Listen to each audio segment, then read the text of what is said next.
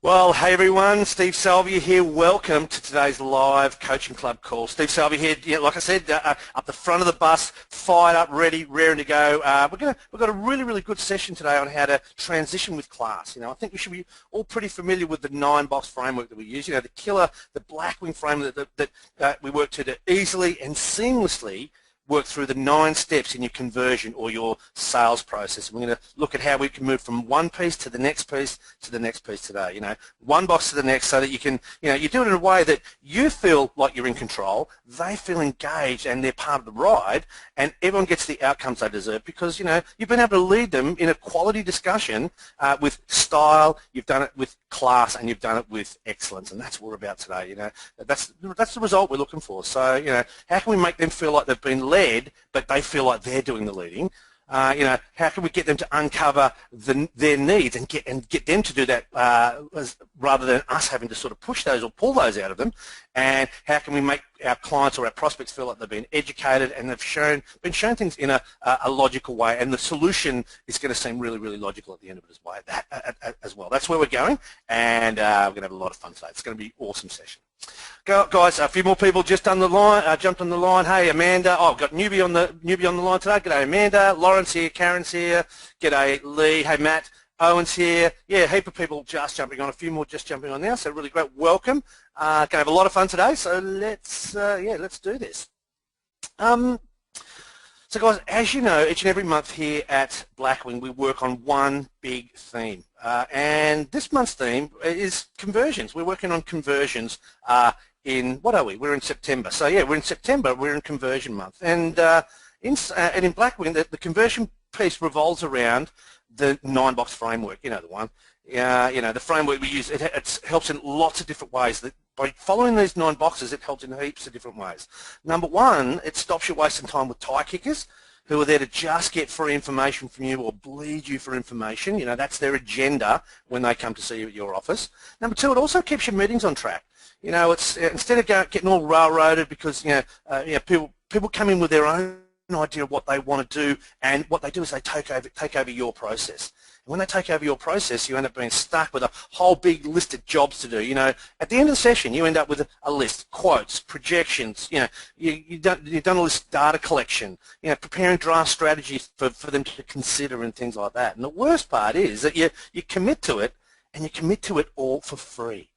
And that's the problem we have if we don't follow this 9-box framework. You end up giving heaps of information, but there's no transformation, and that's what we want. It's not good for you, it's not good for them, it's not good for anyone at all. So, everything we do revolves around the 9-box framework, and it's got 3 essential pieces to it. If you recall what they are, I might even let's just get that up on the screen just so I can make sure that you know the 9 boxes. Just going to crank that up here. 1 second. And that's right here. So guys, I'm going to go through these 9 boxes. Let's see if you can recall them. I'm pretty sure every single person on the line, virtually, a couple of newbies on the line, but that's okay. You're going to learn today. All right, so, basically if you think about it, the first thing we do on the left-hand side there, we lead the client. We build rapport, we position the agenda, and we set up the expectations of the meeting as well. Number 2, what do we do? What do we do next? Well, we stretch the gap. You allow the prospects to paint a picture of where they want to be, where they are now, and we help them identify all the areas in between, the roadblocks, the issues, the speed bumps, the sticky points, the challenges, the stuff we've got to get through, things they have to bust through and navigate through, and we do it without you having to push your will onto them. We get them to tell us, so it's not our need or what we want them to do, it's them telling us what they want to do, and it's a really classy way to do it. And then the third piece, the most important piece down the bottom there, is along the bottom there, we get hired. That's the critical part of it. It's the biggest thing we're not doing is getting hired. We lead the client, we stretch the gap, and we forget the most important part is get hired and getting paid what we're worth, okay? So all those, the conversion conversation framework makes make sure you stay on track, you build trust, and everyone works to a process that feels logical and it feels really smooth to follow. Okay, so that's what we're talking about here. It also positions you as the authority as well. So I reckon there's 6 big killers in your conversion conversation. I might just get you to grab your worksheet there now, guys, if that's okay. Grab your worksheet, and I just want to run you through quickly. I call these the conversion killers. Okay, and these are basically the things that, so you should see your worksheet, and in your worksheet there should be a page that looks something like this, right? And, at the end of the day, what we need to do is make sure that we cover off on these 6 things in each and every meeting that you have with your clients. There's 3 things. So in the first box here on the left-hand side, I just want you to fill along with me, guys. Fill these boxes in along with me. We've got along the top row, we've got people have resistance. So when they come to see a financial planner, before they've even met you, they've heard bad things, they've seen the press, their next door neighbours are told them a bad story, whatever it happens to be. So they've got this resistance. So there's 3 things that we need to make sure that we cover off on each and every time. Number 1, we need to make sure that we cover off on all of their questions. So you can jot this into questions, all their questions. And the next thing we need to do, we need to overcome their objections. We need to think about their questions, their objections, because they're going to come in with preconceived questions and objections, yeah? And then the third thing we need to do is think about, they're going to come in as well and they're going to be thinking, hey, I've got some other options here. I'm going to come in and see this person, but that's not the only person I have to talk to, so we have to think about their alternatives. Okay?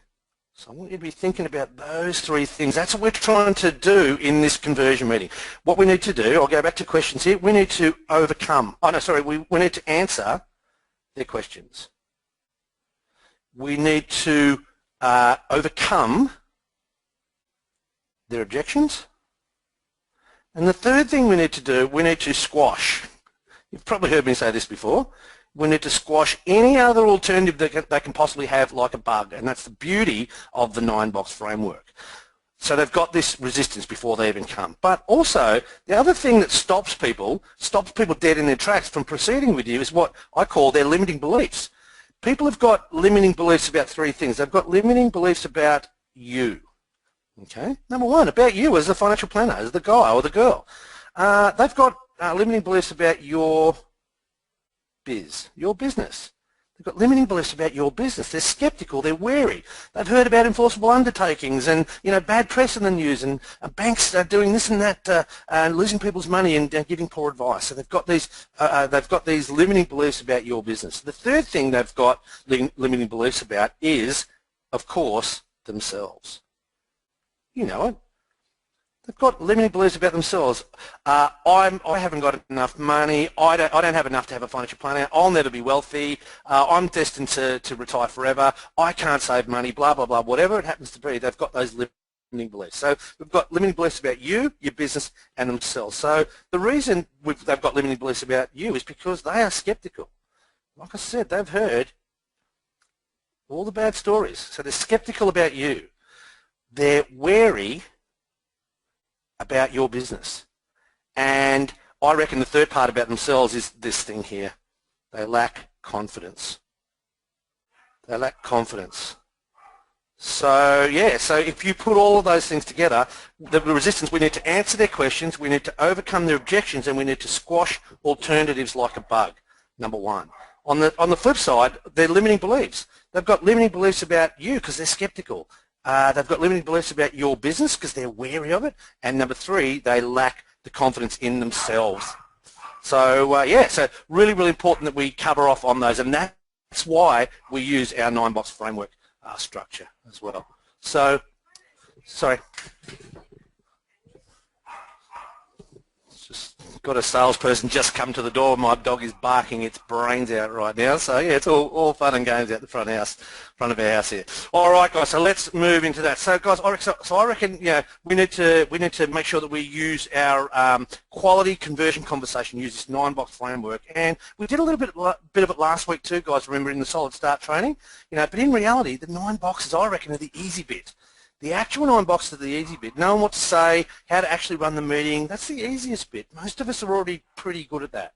So yeah, most of you have got at least some sort of handle on what to do in the main sections of that 9 box of the conversion conversation. The challenge is it's the actual transition from one box to the next. Okay, so how do you move along from each section of the conversion conversation in a way that's smooth, it's classy, it's seamless, it feels natural, it flows. That's the big question that we're going to cover off on today, and that's why we're going to run through our how to transition with class session today. I want to show you how to move through each and every aspect of the meeting, the ups, the downs, the ebbs and flows, and we're going to do it with style, we're going to do it with grace, we're going to do it with class, and we're going to have your prospect eating out of the palm of your hand, and they can be wanting more from you. It's exactly what you're going to end up with if you do it right. And basically, like I said, when I used to do this with my clients, effectively 84.7% of people could not wait to go ahead at the end of the first meeting with me. And I reckon about 50% of the balance of those were people who didn't qualify, and I basically turned them away and pointed them in another direction, okay? So it's so good when you get this right, guys. It really, really is, and it's totally awkward when you don't. And I've got Superman on the screen there, but yeah, it's just like Clark Kent. You think about when Clark Kent transitions into Superman. You think about it. He's the mild-mannered reporter. He's pretty inconspicuous. You know, no one would have a clue about all the superpowers that Clark Kent has. Pretty humble. You know, he pretty much stays out of the way most of the time. But then what happens is, bang, he kicks into action, doesn't he? You know, it's pretty cool, right? It's seamless, it's sexy, it's fast, it's exciting. You know, when he jumps into that in that phone booth, you know, really, really good things happen when he does that. And yeah, it's the same thing every single time. The process itself is dependable, and the outcome is pretty much known every time as well. The outcome of what happens when Superman arrives, the outcome's known, and it's world class each and every time. And that's what we want from your conversion conversation. And it's the transition that's going to do that for you. It's not the body. It's not the body of the work inside the boxes. It's the transition from one box to the next, I reckon, is the most important part of it. Okay. So guys, yeah, I reckon that, and yeah, the problem is, here's what happens, I reckon, if you don't transition with class in your conversion meeting. And no one wants any of this in their meetings, let me guarantee you that. And if you're taking notes, guys, please, I'd love you to take some notes. If you haven't been taking notes, take some notes right now, because I think those are really important. First thing that happens is your meetings get disjointed, don't they? You know, you're pulled from here, your meetings go all over the shop, everything's disjointed. You're pulled from pillar to post, you know, you're wanting to take the meeting one way, they've got an outcome in their mind, so they want the meeting to go the other way, of course, and their way normally ends in free advice, and you doing work for them for free, right? So that's, you know, that's the path that they want to take. People coming to see you, and in their mind, they just want this stuff done, and they just want it done for free. So that's normally the place they want to take it. So you know, you need to take them on a journey. We want to shortcut everything, and they want to shortcut everything, and they just want free help at the end of the day. It's like a tug of war. But in this situation, they've got all the heavy anchors because they've got the choice to either work with you or walk out the door. So they've got the upper hand in a way. Before they come in, they've got the upper hand. Okay, they're the ones in pole position. Number one. Number two, the second thing that happens is that you feel awkward. You feel really awkward, okay? And what I mean by that specifically, I don't mean like what do we call that? A mohawked Kermit the Frog or gecko sitting on your head. No, I don't actually mean that. But you know, it's like you know, and I know that there's some certain points in the conversion meeting that you need to bring things up that might just hit home a little bit, you know, or make them feel a little bit uncomfortable, or a little bit embarrassed, or you're going to get them to talk about things that they aren't really always comfortable to talk about, okay? So, you know, guys, in fact, just do me a favour, guys. I'd just love you to find that, just to make sure you're all with me, because I've got a heap of new people on the line. Guys, do me a favour, find the question box, and I'd love to know for you, what are some points in the conversation, if you looked at the 9-box framework, what are some points in the conversion conversation that might get a little bit awkward between you and a prospect that you're dealing with, okay? So just do me a favour, find the question box. I'll give you 20 seconds to type in for me. What are some of the topics or some of the ideas or things that, you know, that could get brought up in a first meeting that might get a little bit awkward? Just do me a favour and type that in for me. Love to hear what you reckon. Where are some of the points that things might get a little bit icky or gooey or, you know, just a little bit, you know, a little bit weird? Type it in for me now.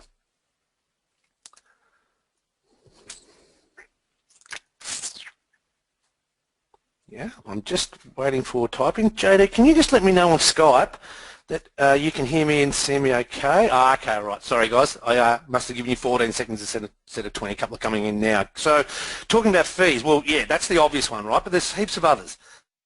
talking about their financial planning problems. Exactly, yeah, people get a bit weird about that. They don't talk to their own family about it, let alone talk to a stranger. What else, guys? Type in for me if you haven't typed in. Owen says, complaining about their previous advisor. Yes, absolutely. They do that a lot. I love that, in fact, by the way, mate, because that gives us an opportunity. You want to let them complain about their previous advisor and take a note or mental note about everything that they complain about, and then when you paint your picture about you, you're going to be the exact opposite of that other advisor. So I actually think that's a great thing. What's holding them back, Mark? Yeah, exactly. Getting people to be open and honest with me. Yeah, exactly. Fees in capital letters with 3 exclamation mark. Yeah, fees are weird. It's an awkward transition into that. The fee discussion again. Amanda, our first timer Amanda's into it with us. Thank you so much, Amanda. I personally struggle because I won't ask them to commit. Isn't that interesting?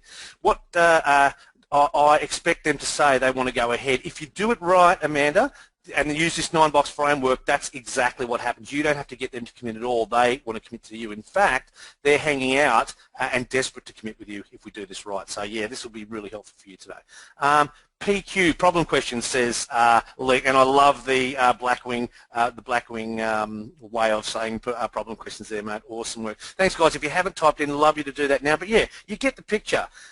Clients talking about things they normally never share with anyone at all. Exactly right. Like I said, sometimes they're talking to, you're going to ask them to talk about things that they don't even share with their partner or the person in their, the important person in their life. Yeah. So I think know if they're not the right fit. Okay, you're going to do that really, really early in the piece as well, so it shouldn't get too awkward because we're going to figure out right at the very start whether they're the right fit or not. And yeah, instead of wasting an hour and a half, an hour and a half, we're going to maybe waste 15 minutes on them. We're going to point them in the right direction. So cool, guys. These are really, really good. So yeah, it's not only these, not only these topics that are awkward, but but they're not just awkward for them. They make you feel awkward as well if you don't have a process for it.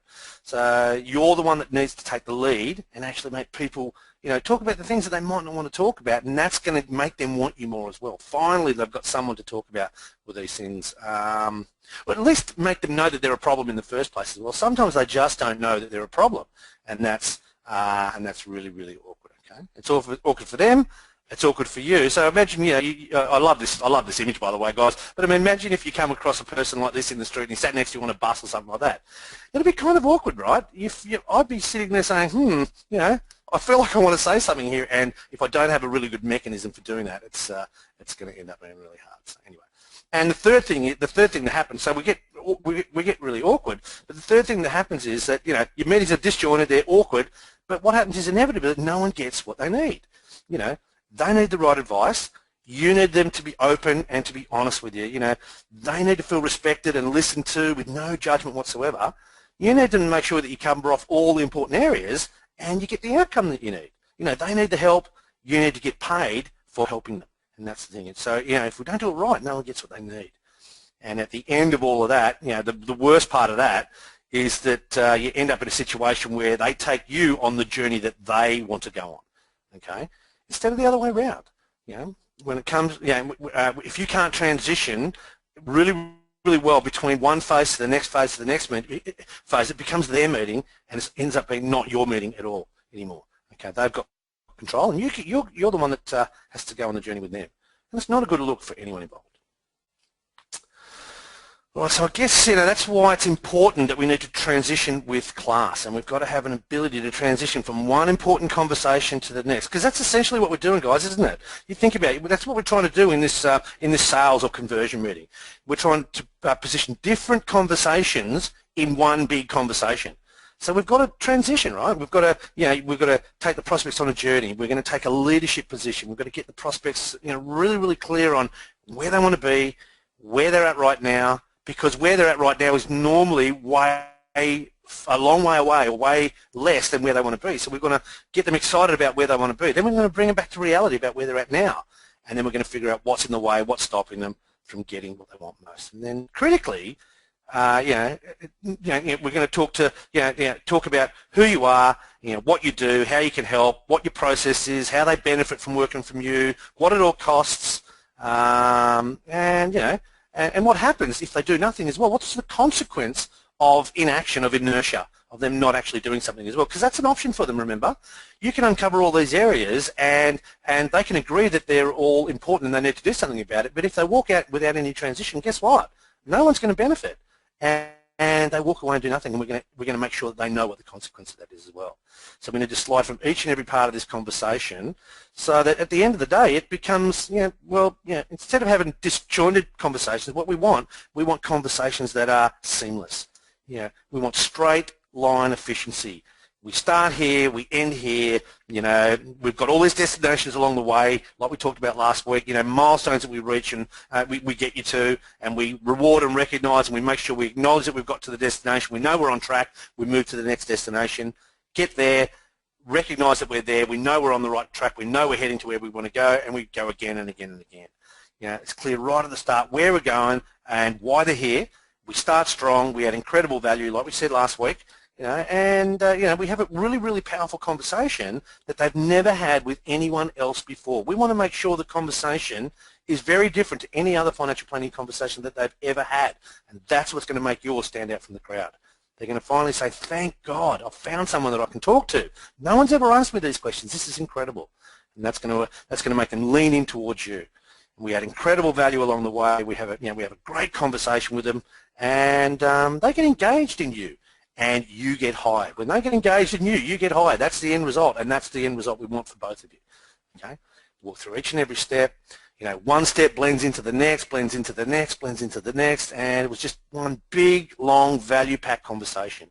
Premeditated spontaneity. Just write that down, guys. You've heard me say it before. We want the conversion conversation. It's just going to be a chat, but we're going to know each and every step of that chat all the way through. We're going to make sure that we take our clients on the journey of that. They're going to think, it's premeditated, we're going to think about it, but to them it's just spontaneous. We're just having a chat, but we know where we're going. And we know if someone takes us off track, takes us off this seamless straight line journey, we're going to bring them back to where we want them to be, and they're not going to know it, but they're going to feel comfortable because you've been given control right at the start. It's structured, process-driven, but the thing is, it's seamless. It's just like a discussion. Number two, instead of feeling really awkward and having to bring up things about, out of the blue, that, things that, probably out of their comfort zone, right? Instead of having to dance around the big issues and tread really carefully so you don't step on anyone's toes and you don't want to upset anyone, right? Everyone knows what I'm talking about here. We actually feel in control of this process because all the awkwardness is gone. It's been taken out of the conversation because we've positioned it all right up front. They've agreed that it sounds like a good plan for the day, so they've allowed you to take them on the journey. They've given you the keys back. We gave them the opportunity to take control, but they didn't want it.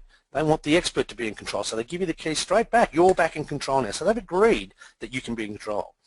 And you've got a way to move seamlessly from one conversation to the next.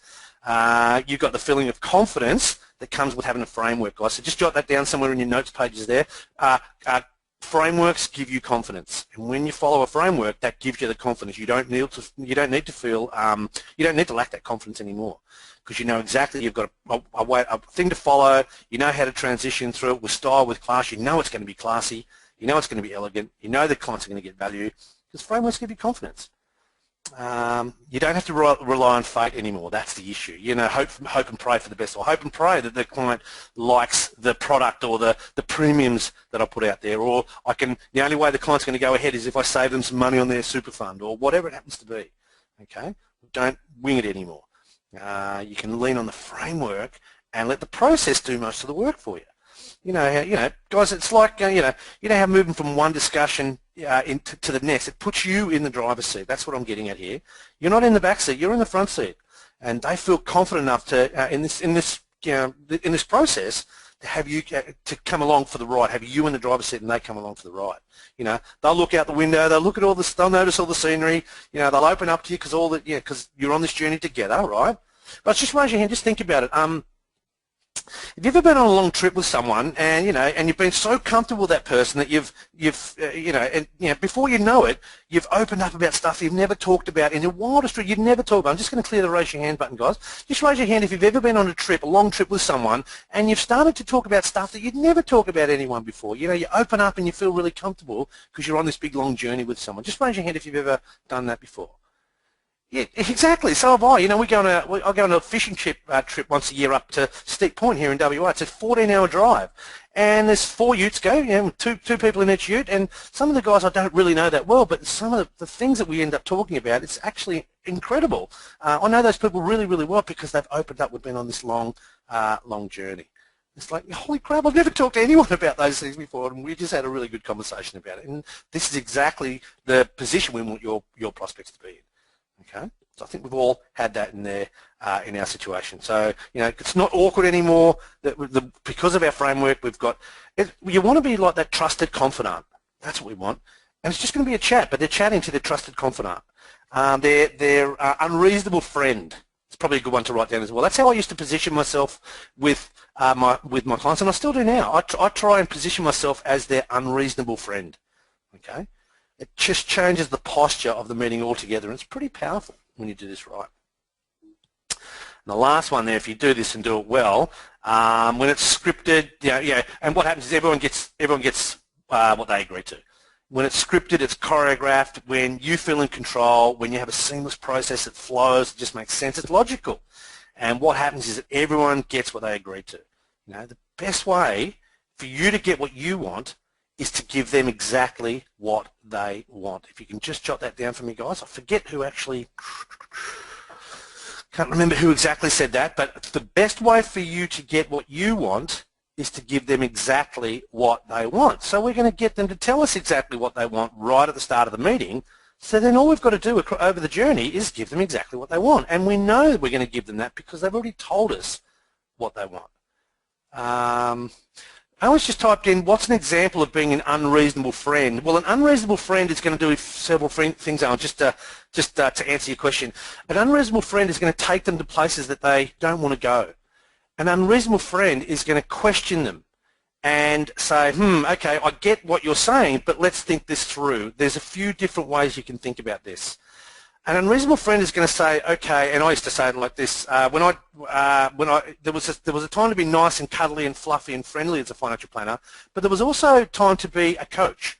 So I used to say to my clients all the time, and I used to metaphorically grab my peak cap. I used to pretend I was wearing a hat, right? And I say, right, at the moment I've got my nice, cuddly, fluffy financial planner's hat off, but I'm going to take that off now, and I'm going to become your unreasonable friend, and I'm going to say, dude, you said you were going to get those tax file numbers back to me. What happened? And I'd actually become their unreasonable friend. I'm going to get an unreasonable friend will make tough love. Exactly right. Susan's just typed in. I call it tough love. Exactly right. We want to make sure that you give your clients or your prospects some tough love. And you know what? When you do it, you do it in the right way, and you do it with love and from a place of love and from the heart. But you know what? When you do that, they actually thank you for that because that's what the authority is meant to do. The authority is meant to give the tough love.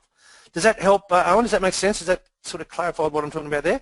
Push them a little bit. That's okay. They don't mind that. People want to be pushed. And I think it's really important to do that. Right, so again, the best way for you to get what you want is to give them exactly what they want. So we make sure we cover off of everything that they might want, even the things that they didn't know they wanted. We're going to uncover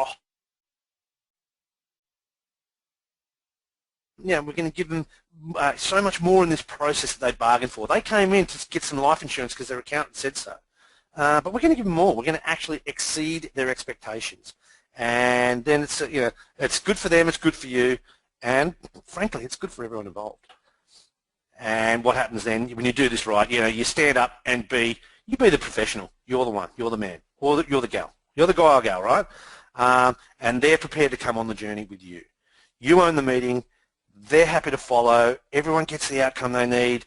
And your clients thank you for it at the end. They thank you. The amount of times people came in and they were standoffish. They used to come in and meet me and they were standoffish and they give me a wet fish handshake and it was kind of, guns drawn at 10 paces. It was like a shoot out of the OK Corral. At the end of the 90-minute session, I've just met these clients and we finished our first meeting. I'm getting hugs and kisses and people crying in my office, and it was absolutely incredible, simply because I was able to follow these nine boxes that we work through together. Okay, that's exactly what we want, and that's why we want to transition with class.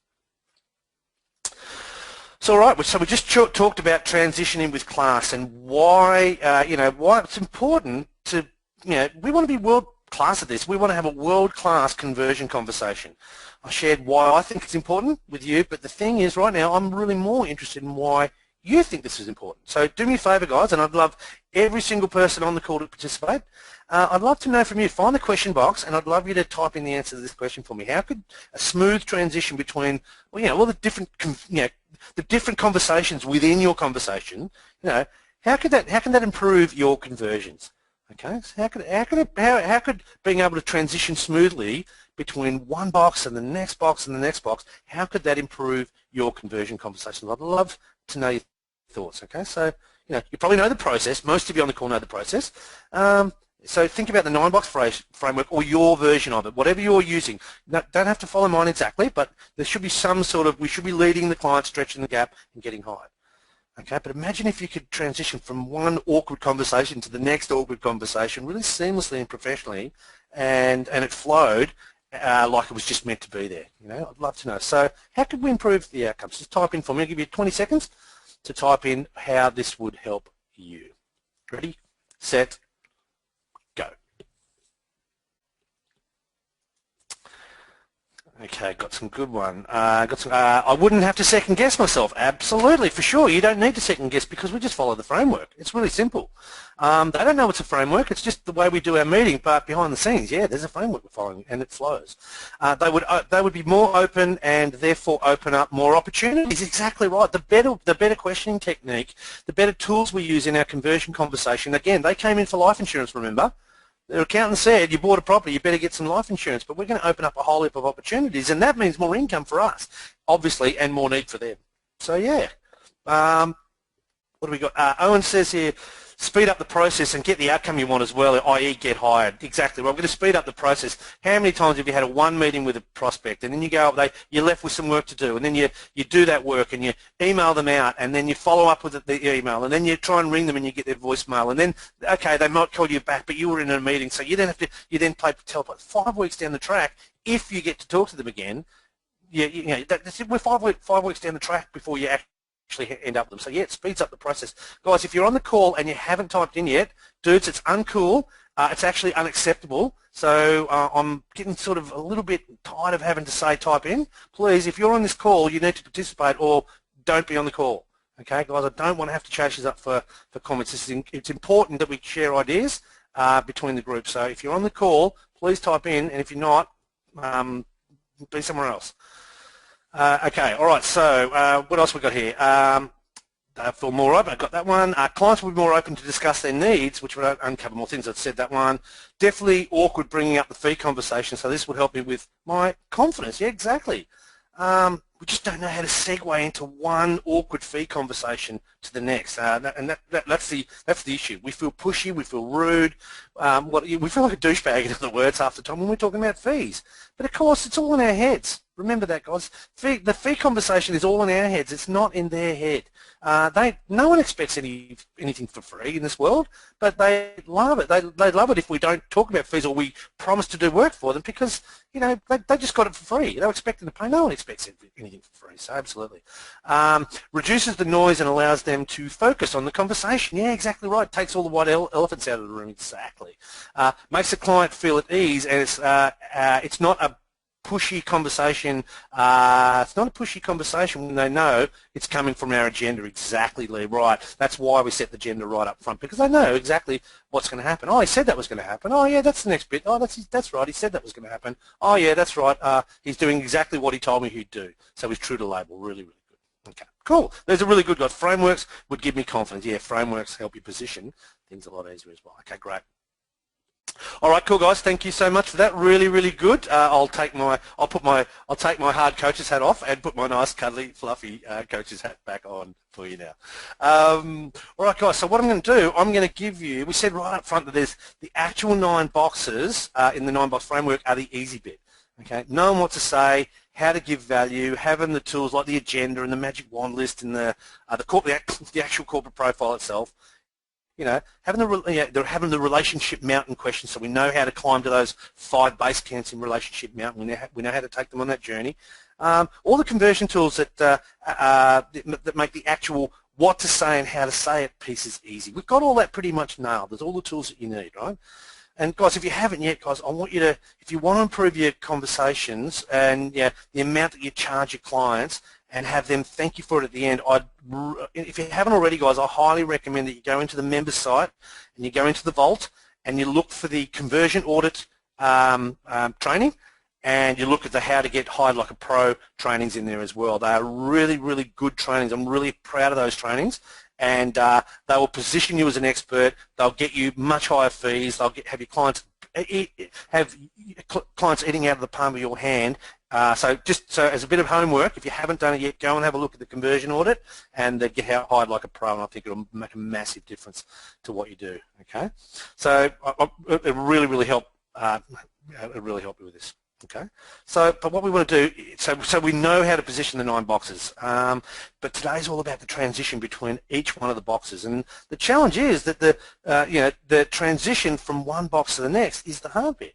How do we move along each section of the conversion conversation in a way that's smooth, classy, and seamless, like I said earlier? That's the big question we've got. Okay, so I'm going to give you 3 big keys here. These are going to help. They're going to really, really help you. Okay.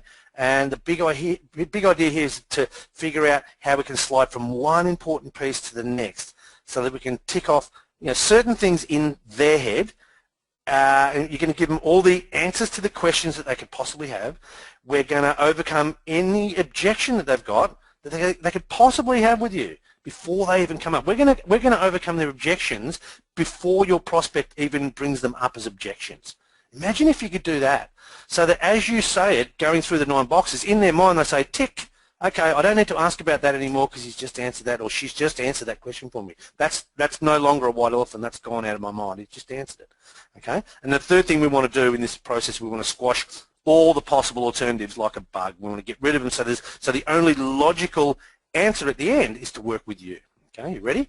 So we want to do it as part of this really natural conversation that flows, it feels normal, and it feels really, really valuable for them as well. Okay, so here we go.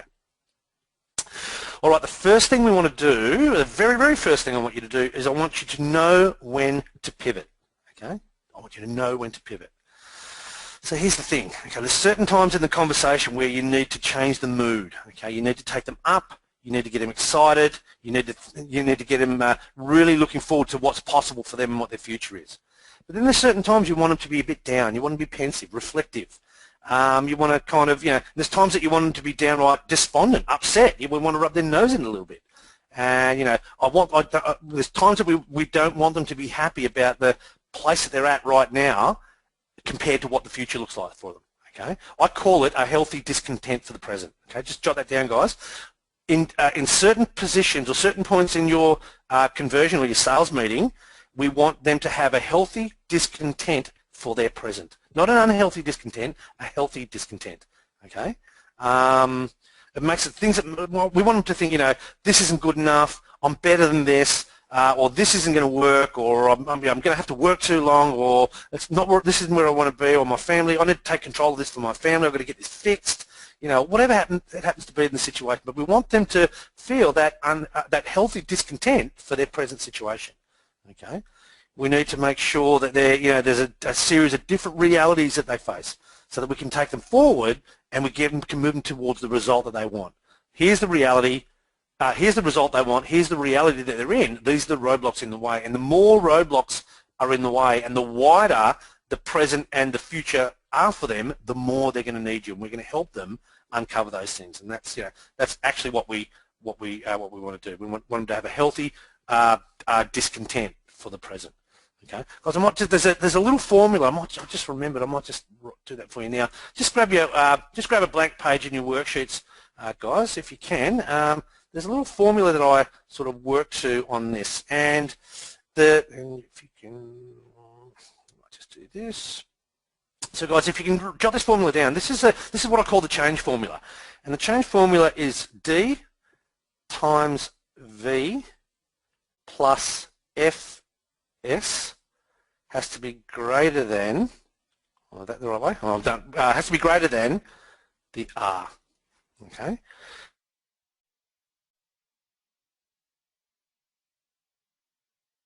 What that stands for is decisions times vision plus your prospect's first step. So we have to give them an easy first step. Has to be greater than, is that right? Greater than, I think that's less than, but anyway, greater than, I'm going to keep it uniform now, greater than the resistance. Okay, so it has to be greater than the resistance. Right, so that's the change formula. Their decisions, plus you helping them with their vision, plus giving them a simple and easy first step, has to be greater than the resistance that they've got. And most of the time, before they've even met you, they've got that resistance. So I just think it's a really good little framework, or a really good little formula to follow each and every time you're with your prospect. Okay, so just jot that down. What do you make of that, guys? Just type into the question box for me. Firstly, tell me, am I the right way there, greater than, or am I smaller than? But anyway, firstly, I'd love to know that. Make sure I get that right. But secondly, what do you make of the change formula? Decision, yeah, other way around. I thought it was, yeah, okay. It's all right. Okay, I'm not perfect. Let's do this. Let's do that. It has to be greater than the resistance. And we'll rub this one out too, because I am a perfectionist, as most of you know. Okay, so yeah. So guys, what do you make of that? Does that make sense to you? What do you learn from that? What do you make of that little formula? Decisions times vision plus first steps has to be greater than resistance. Yeah. Yeah, interesting. Different way of thinking about it, exactly. Making it simple for clients, not making them work hard. Yeah, exactly right. We're trying to make it easy for them. Makes sense theoretically, but I don't really get the mathematical formula. Doesn't have to be mathematics, it's just all about a formula, right? Decisions times vision plus first steps has to be greater than resistance. We want those three things need to be a little bit greater than the resistance, and the resistance is what they've got before they come in, or even towards us as an industry.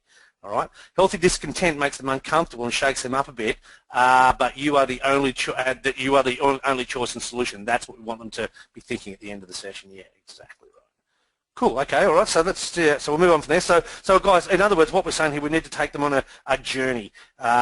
We need to get their emotions out on the table. That's what it's all about. This conversion conversation. We get them to tell you, because when they tell you, it becomes real. Okay. If you tell them, it's not real, because they don't believe us, guys.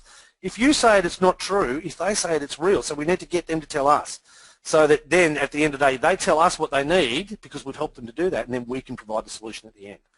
So if that's the case, guys, we don't want to be bland. Pardon me. We don't want to be boring, flat, monotone. You know, we don't want to have this boring old conversation with them. We want to take them on a bit of a journey. We've got to know when to pivot. Okay.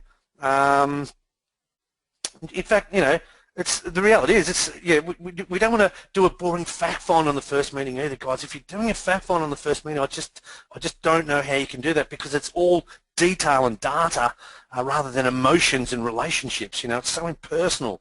You're getting all their details and their numbers rather than rather than people's feelings and emotions and needs and that sort of thing. We want it to be a bit dramatic. You know, we want ebbs and flows. We want ups and downs. We want excitement. We want pain. We want some character in the meeting.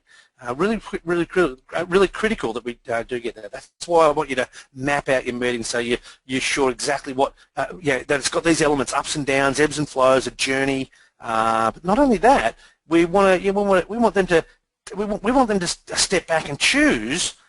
We want you to have a position, be in a position where you can step back and choose where you can insert your pivot points, and that's what we're going to go on into when we do the worksheet in a minute. You're going to choose where these pivot points are.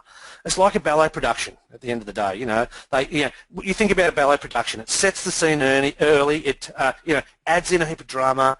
Then the villain comes in. And then the love interest comes in, and then the orchestra chimes up, and they bring the mood up, they bring the mood down, then it ebbs and flows, and there's jumping, and there's throwing, and there's spinning, and there's really quiet time, pensive time. You know, the ballet dancers are taking that time to choreograph the production, and this is what we want to do. We want to choreograph your conversion conversation. Really, really, really important. We don't want to wing it anymore.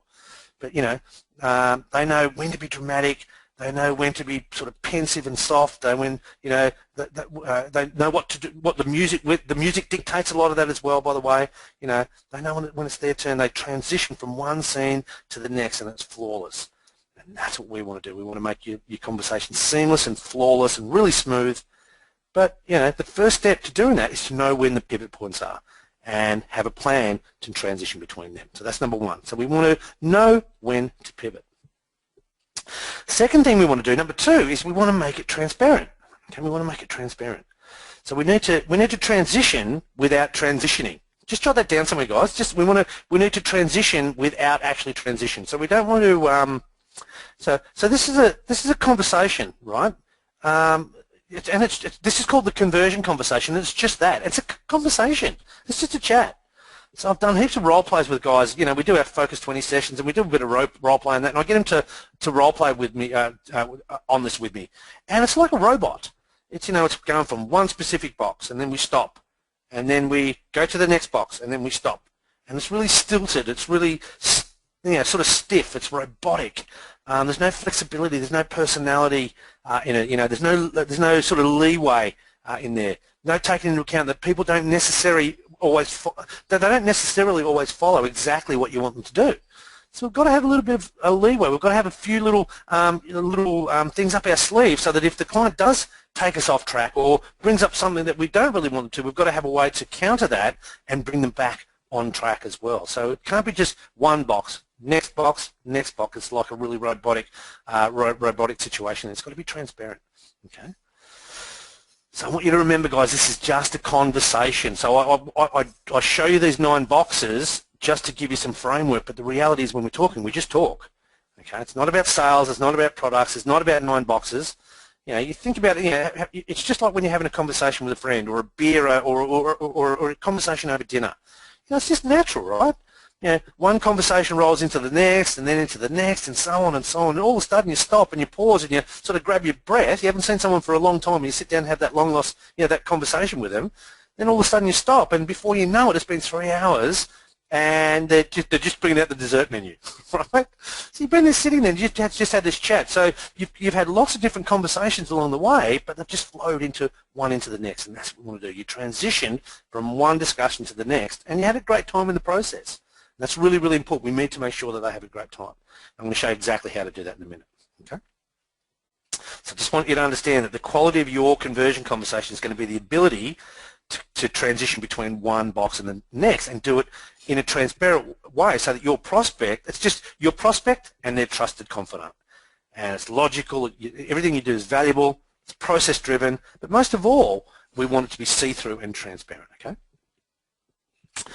So we know when to pivot. We change the mood. When to be up, when to be down, and it'll help you. It'll help them to decide. It'll help you to decide when to transition, because you know what the pivot points are. We know we need to make it transparent, and it's going to be a choreographed conversation. It's just going to seem like one big long chat, and they're going to enjoy it, and they're going to get to participate in that chat as well. It's their story, not yours, guys. Don't forget that. So this is all about them. There's going to be a time for you to shine, and I think it's box number 7. You're going to shine in that box, but the rest of the time, this meeting is all about your prospect. Okay? So it's their story, not yours, and we let them. We help them to build their story with us, as if it was a conversation between long-lost friends. Then what we're going to do, the very next thing we need to do is we need a backup plan. Okay, we need a backup just in case. So what we're going to do is we're going to create some plan Bs. Okay, create some plan Bs. So we want a plan B. Here's why. If we don't have a plan B, if we don't have a backup plan just in case they do take us off track, well, the analogy I use is it's like sending a little boy out to war, right, with a water pistol as his weapon. He's out there against real armies, real men with real armies and real guns. And as soon as he runs out of water, he's helpless. He's screwed, basically. Nowhere to go, nowhere to run. Can't get back on track. Can't escape. Nowhere to go with it. So when you've got nowhere to go and you've got no weapons to defend yourself, then you're the one on the back foot. Okay, you lose control of the meeting. They take over. They fall back to the agenda that they had when they first came into the office. They had this set agenda in their mind that they wanted to do, and they fall back to that position of power again. And you're the one that you're backed into the square, and that's why we end up having to go away and do all this work or get the quotes or find out all about their super funds. And just we commit to all this work because they've taken over the agenda again. We ran out of water, in other words. Okay, does that make sense? Just raise your hand, guys. I want to make sure that everyone understands. Just tell me if that makes sense. That when you don't have this process down pat, and you end up running out of water, they take control and you're on the back foot. Okay, so we need to make sure that if they say, if they say this, then we say that, and we bring them back on track. If they go here, then we've got to have a process to get them back on track. Go over here. If this is the transition piece, it's not appropriate, or it's not going to work in this situation. I can just pull out this other one, and that'll work perfectly. Now, if I don't want to say this, I can say this other thing, and that's going to get the client back on track as well. And we've got a little bit of a, we've got some ammo up our sleeve. We can fit the right conversation into the right context that's going to help us maintain our flow and make it really powerful. We give ourselves choices and options of how to transition so that we're always the ones one step ahead, and we've got the backup plan, and we can decide where and when to pivot to the next point. Okay, what did I say? All best laid plans of mice and men, right? So it doesn't always work the way we wanted it to. But as you know, it doesn't. We need to have a backup plan. No matter how carefully we plan or how careful our 9 boxes are, it's not always going to go box 1, box 2, box 3, and we need to have some backups, okay? All right, so they're the 3 keys that I've got. I'll just recap those. So number 1, we want to know when to pivot. Number 2, we want to make it transparent. We're going to go to our worksheets now in a second. And number 3, we want to have plan Bs. But what I'd love to know from you, what's been most useful so far? So you've taken some notes. Hopefully you've been writing down some of these things that you've said. You've written some ideas for yourself as well.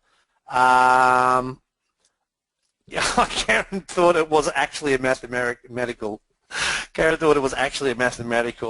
equation. No, it's just a metaphorical one, Karen, as you should know know me by now. So guys, I'd love to know, what are you learning so far? What have you noticed so far? What have you written down? What are some things that you could do maybe differently in your conversion conversation? Just while I grab a quick drink of water, give you 20, 30 seconds to type into the question box. I'd love to hear from you. What's been most useful so far for you? Ready, set, go. I'll just grab a drink of, might take water, I think. Okay, so what are you learning so far? What have you written? What have been your notes? Anything you've noticed? What would you like to share? Be more conversational. Yeah, exactly. But be more conversational. It doesn't have to be stilted, and so it doesn't have to be so financial plannery. It doesn't. We don't have to. Yeah, financial planners have got this really good mechanism of talking in financial planner talk, or speaking in financial planner speak. Exactly what we need to sort of avoid. I'm thinking on being too technical. Yeah. Dude, don't worry about the technical bit. We've got lots and lots of time to be technical in the next meeting. Let's not be too technical in the first meeting, because we're about building engagement, not trying to show them how smart we are. We can do that to a point, but yeah, don't want to do it too much. What have we got? Amanda says the agenda will help me stop giving away advice. Yeah. For free, as well as committing them to unpaid research work. Exactly right. Yeah, we've all been there, done that for sure, Amanda. Matt says, confirming the meet and greet process discussion I am using and how powerful it has been, especially when I get a high five when clients want to proceed. It's a great feeling. Love it at the end when people commit to a $4,000 or $5,000 strategy preparation fee and they high five you at the end, Matt. And I know you're doing this really well. Mark says, make it a conversation. Yeah, it's a conversation. It's not an interrogation. Totally, mate, for sure. Well done, Mark. Karen says, I have definitely noticed that ever since I've been following this framework, I'm in control of the meeting and it doesn't go off track, and we end up working for free like we used to. Exactly right. We just don't do that anymore. That's the beauty of this. Getting their questions up promptly to position you to overcome objections early in the meeting. Absolutely right. We're going to do that along the way as well, Owen, for sure. Lee says, know when to pivot for me. Reflective, healthy discontent. Yeah, love that. Get them to a point. We don't want them to a point where it's this is not doable. I'll never be able to do this myself. But we want that bit of healthy discontent. I think it's really, really important. Less numbers and more discussion. Less formal. Exactly. I reckon you want to be informal in the lead the client and the stretch the gap part, and then when you get your chance to shine in the get hired piece at the end. So you'll notice the language in the Get Hired piece is way, way, way more technical and showcases what you can do and how you do it in the corporate profile. That's the time where you can show all the stuff that you do. But in the Lead the Client and the Stretch the Gap bit, you want informal conversation. It's not really, it's not really about showing them how smart you are at that point. Exactly right. So that's great. All right, guys. What I want to do now, how about we do this? Love you to grab your. I'd love you to grab your worksheets, and what we might do is actually work through these worksheets one sheet at a time. And what I've done there, so I'm just going to grab, just let me close that out. And I'm going to bring over my iPad. So guys, just give me I'll clear the ratio. Just give me a raise your hand if you can see my iPad on the screen and you can see it okay. I just need to know if that's good for you. Can you see my screen, guys? Can you just raise your hand and let me know? Great, okay. All right, so really, again, we're going to just follow this 9-box framework. And what I've done, and you'll notice in your worksheets there, I've actually scripted it out for you. A lot of people have been saying, hey, Steve, have you scripted this? And so for Aaron Duncombe, this one's for you, mate. I know you asked the question the other week about it being scripted. I hadn't actually scripted, and I thought, hey, let's script out the way. So this is effectively the scripting that you've got in your worksheets, and we're going to go through each one in a minute, is effectively the way I designed the 9-box framework and the way, for me personally, that I transitioned from one box to the next. Okay, so we've got the 3 parts. We've got the 3 parts to this. Obviously, we've got the Lead the Client part up here. We've got the Lead the Client. We've got the Stretch the Gap piece in the middle, and then we're going to make sure that we get hired. And we work basically across like this. So it's 1, 2, 3, 4, 5, 6 is the flow, 6, and then 7, 8. And then we finish off with the invitation and logistics. Okay, we're going to work through each and every one of those boxes right now. Okay, so guys, let's have a look at it. So turn to the first one. You should see one there that's got first handshake welcome. So the way I basically used to do this, and what I'd love you to do,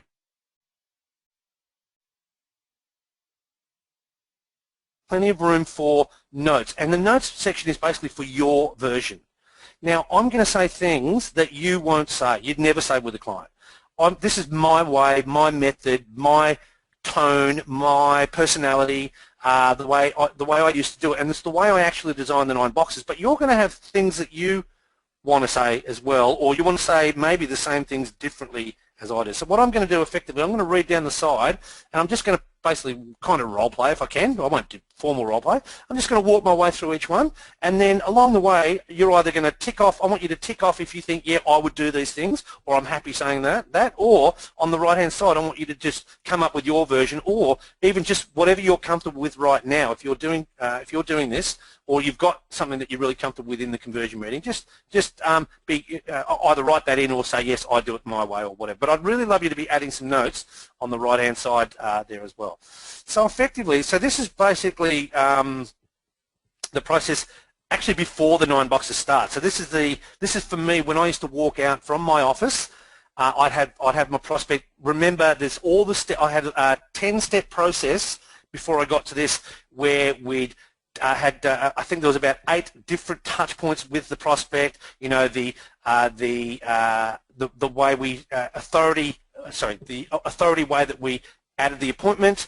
We sent them an email straight away. They got their wow pack in the mail. They got their instructions for their critical issues questionnaire and their success wheel. We sent them. We did a. If it's a business owner, we did the mystery shop. We sent them a reminder text to make sure that they knew where to come.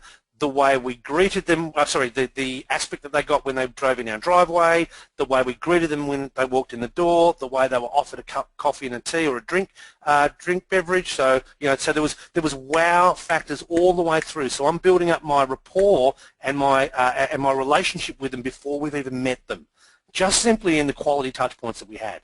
So I'm at the point here where they've been sitting in the foyer, and I've let them sit for 2 or 3 or 4 minutes. I've let them look at feel the ambience, smell the smells, listen to the sound, watch the hustle and bustle, look at my trophies and my awards on the wall. We had our electronic photo frame up on the desk, and like I said, I've told you before, but the amount of times that I used to walk out to meet the clients, and they were standing up at the reception desk looking at our really cool photos that we had in our electronic photo board, of our staff functions and client functions and our dinners and our piss-ups and our Christmas do's and our weird hat days and our Halloween dress-ups and all those things, just to make people feel like they're in a fun environment, in a place where there's actual real people in there. So all of these things culminate in you walking out to your foyer or greeting them wherever. So I used to have I had a big smile, warm welcome, really warm welcome. I really want to make them feel welcome as I'm walking out to see them. Firm handshake, absolutely essential, guys. Even for a female, you don't want to squeeze their hand and break a bone or anything, but you want to give a nice, firm, authoritative handshake. You want to thank them for coming in. Well, and I always used to say, welcome to Southern Financial Strategies. So the first thing I'd say to them, hey guys, thanks so much for coming in. Welcome to your biz. So welcome them. Make them know that they're welcome. Now come on through with me, guys. Can we get you a cup of tea or coffee? So I already know that my admin team has offered them a world-class coffee and drink. We had a really awesome process for offering them a coffee and drink, and I know that they've been excited by it. So to get them to tell me how excited they've been, I used to say to them, hey guys, can we get you a cup of tea or coffee? And they say, no, that's okay, Daniela. Well, we got to choose off this menu, and it was really good. I'm going to get some chocolate biscuits as well, and blah, blah, blah. So, but I wanted them to reiterate that. Always follow. So come on through, guys. Follow me. So I would always be the one that walks through first. Okay, so I'm transitioning from handshake into getting into the actual office here. So this is the detail that we're going to go to.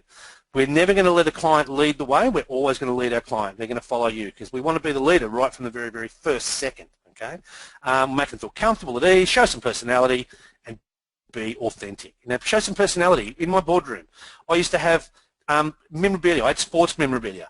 I had posters up on the wall. I had a lot of awards and things that we had framed up. I also had a whole heap of photos of me, fishing photos and roller coaster photos and photos with big headers with my country clients in the wheat fields, and all just different photos, coaching my kids basketball, all of these sort of things. So I just had all of this stuff that added personality, so they come in. It was like when they walked into the boardroom, which was actually my office, but when they came in, it was like, wow, look at this place, this is incredible, this is amazing. That sort of thing. We want to add some personality.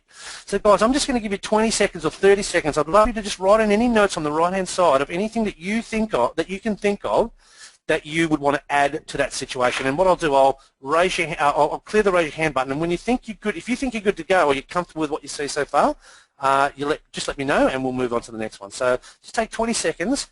Just have a think about the way you greet your prospects in the foyer. Or wherever your front reception is, or wherever you see your clients. Just think about your process for a minute and how you welcome them. Okay, just take 20 seconds to jot that down. When you're ready, you think you're okay, just give me a raise your hand. When I get most of the raise your hands up, I'll move on. Just take a couple of seconds for some notes. Smile, warm welcome, firm handshake. Hey, thanks for coming in, guys. Really, really appreciate it. Welcome to your biz. Come on through. Follow me. Can we get you a cup of tea or coffee? Come on in. Personality. What have you got there? Okay, all right. Lots of hands up. Okay, quite a few. If you haven't, you know what to do there anyway, guys. So we're just going to, I'll get the majority of hands up, and then we'll move on to the next one. Okay. Okay, next. All right. So the next one. So the next one we've got here is basically, and I've got what I've tried to do with as many as I can on the right-hand side. There you'll see which box we're talking about here. So we're talking about the actual first box. So we get them. So we're going to get them in, and really what I do here, I welcome them. So welcome, guys. Come on in. Sit down, relax. So we're trying to sit down, relax, engage, build some rapport and some connection with them. That's what we're trying to achieve here.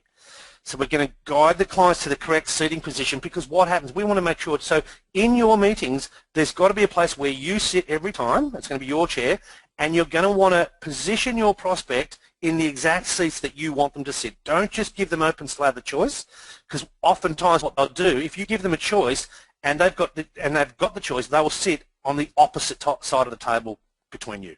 And what that will do is that'll put a brick wall between you. Right? So what you really want them to do, if you can, you either want to get them on a corner or you want to get them on a round table so that they're actually sitting next to you So I'll just draw that, how I used to do that.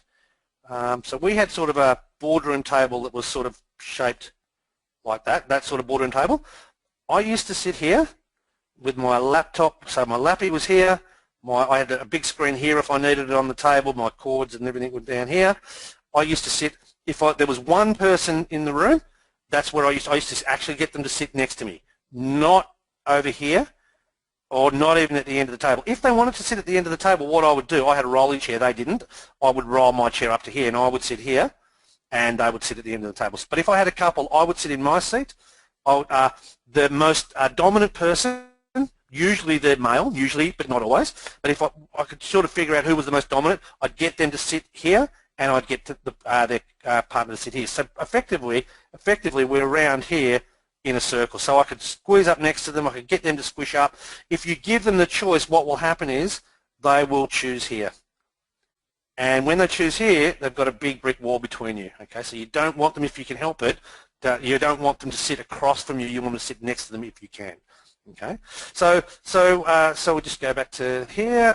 So sit down, relax, engage, rapport. Guide the clients to the correct seat, and then the way to do that is to, before you walk out to them, actually open up the chairs. Oh, that's what I used to do. I used to open the chairs that I wanted them to sit in, just open them up so that you know they were half sort of open so they could slide in and sit in.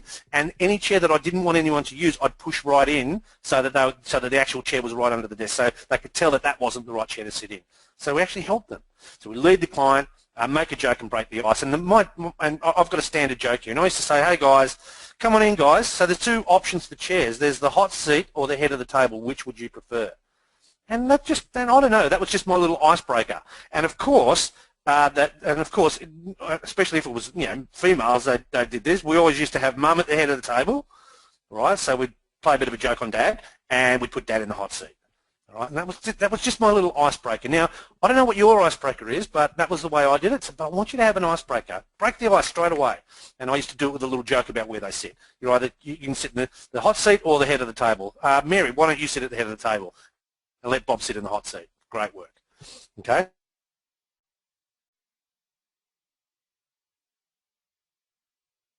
Mum and dad, it's okay. That's really especially important if it's a business owner or who's got a partner. We want to make sure all the business partners are in the room, because if it's a business meeting, you're normally going to have to have the other business owner in the room. So you want to make sure, if they don't, stop the meeting, do it again, or make sure that they know that they've got to come beforehand. All the decision making, we relax, just sit down, relax. So we're not stiff when we sit down. We just take a deep breath, breathe out, that sort of thing. I just great, great to be here, guys. This is fantastic. Just relax, that sort of thing. The question I used to open up with, so guys, talk to me. So what brought you in to see me today? And I'd just give them 1 or 2 minutes. I'd shut my mouth and I'd just let them just quickly get off their chest what brought them in to see me today. You don't let them go on too much, but just give them an opportunity to speak. Then I'd ask the question, and they'd tell me what brought them in. My accountant said to, or I got your letter in the mail, or my next door neighbour hurt themselves and got sick, and I just thought I needed to talk to someone, or whatever, I've been referred, whatever it happens to be. And then the next question I'd ask this question. So guys, for this to be an amazing, I'm really looking forward to our meeting today, but for this to be an amazing meeting and one of the best financial meetings you've ever had, make it really, really valuable, really valuable use of our short time together today. What would you like to have achieved at the end of our session? What would make this a really great meeting for you? And as I'm saying that, I used to slide myself up to the whiteboard, and up in the top right-hand corner, I would get them to tell me what they want. Well, they want this, and I want that, and I'd love to know this. And normally what you're going to find is they're going to be able to help you with 1 or 2 or 3 things. And then I want you to say the words, what else? And then what will happen is they'll think of something else that they want out of today's session. And then you might even say what else again. But when you see them floundering, what you're going to do is you're going to add all the things that you think you're going to cover off on in your session that they didn't give you. Okay, what about if we did this? What about if we had a good look at your tax situation? What about if we were able to blah, blah, blah? What about if we made sure you're on track for your super? Would that be helpful? What about if we were able to talk to you about settling and get you clear on your goals and blah, blah, blah? And so you want to add 2 or 3 or 4 extra things, and they say, oh, yeah, that'd be good. Oh, that'd be great. Yeah, awesome. Okay, so now what have we done? We've just created a list of things that we're going to do, and it's basically them helping you build the list of what an awesome outcome, what an awesome meeting outcome would be for them.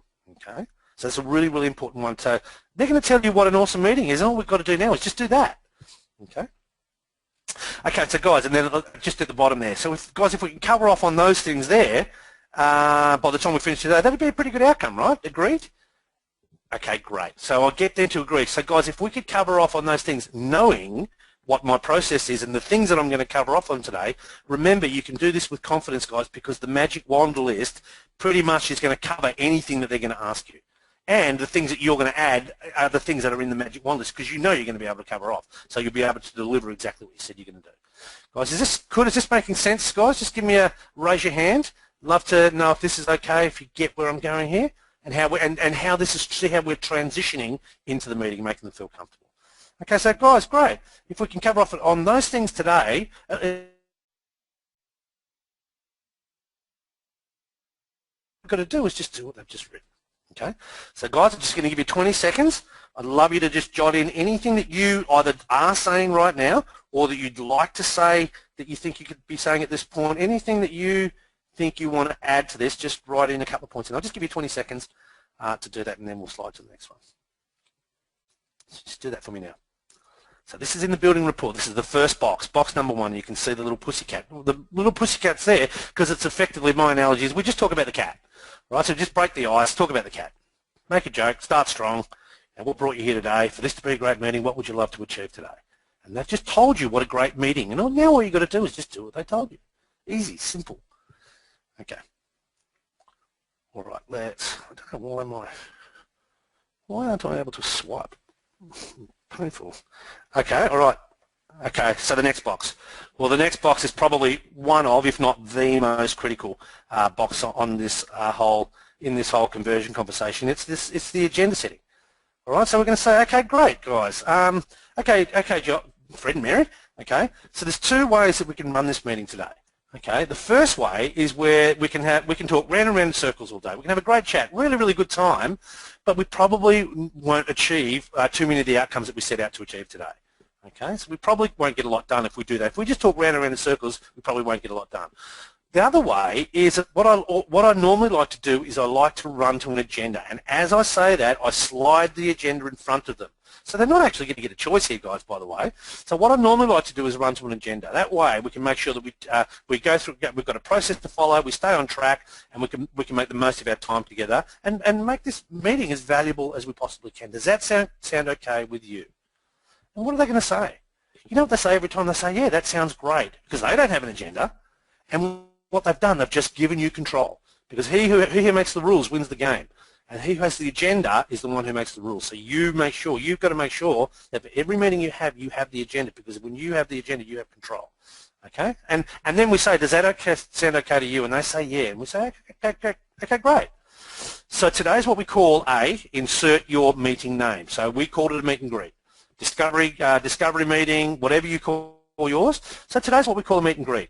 There's no answers today, no solutions. It's just a really good chance for you to get to know us, a bit about our business, the type of work we specialise in, how we operate, just get a feel for who we are and what we do, and if you might feel comfortable with working for us. But it's also a chance for us to get to know you, your situation, your background, your history, to see what your needs are, and to see if or how we can help, and if you're a fit for our firm. Does that sound like a plan? And they say what? They say yeah, because it actually does sound like a plan.